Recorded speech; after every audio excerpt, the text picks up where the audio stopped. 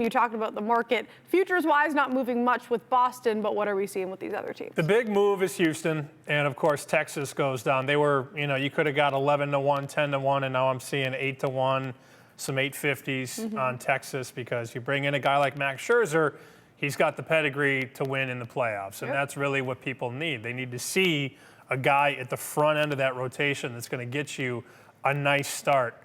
Game one of the playoffs, game one of the ALCS, whatever it is. And then we saw, of course, the Astros get Verlander and tumble down a little bit, but nothing drastic. I mean, Atlanta's still favored to win the whole thing. The Dodgers are right there at 4-5-1. Then the Astros and Rays and Rangers and Orioles. So it's funny, you said everybody made a move.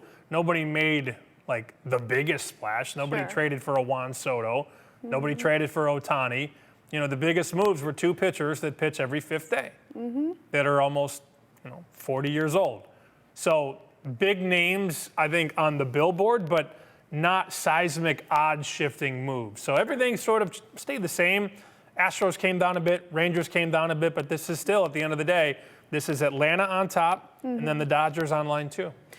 And we always talk about shopping around, and we say that from game to game, but also futures-wise. So maybe the odds didn't change drastically for the Astros, but you can get them at 7-1 or at 550. Caesars has plus 550, FanDuel has 7-1. So maybe it didn't change a bunch, but now people are going to start betting, and they're going to take advantage of the better number. And we want you to take advantage of the better number. So if you like the Astros, and yes, Verlander did not look good at the beginning of the season. He is getting older, but a 1.69 ERA in July. See the smoke machine there? What is going on here? Happy Halloween! We know he has the stuff, so whether or not you want to trust him in the postseason, if you're taking too much into account of how shaky he looked at the beginning of the season, he is in addition to an already stellar roster. So the Astros really only got better, and that's what my point here is. If you like them, just shop around for the better number, but they got better. The Astros are the Astros, and now they're even scarier.